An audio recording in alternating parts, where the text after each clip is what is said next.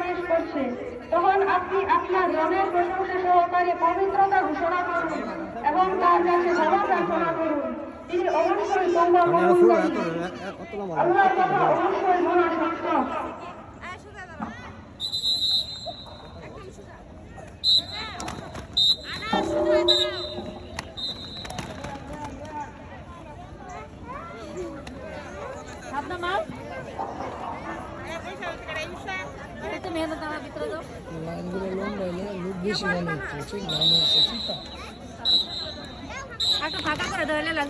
এখন শপথ বাক্য পাঠ করাবে আহমেদ জাহান মাহিন।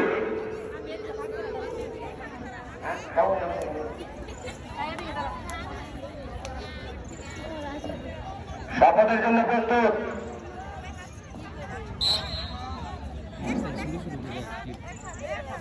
শপথ।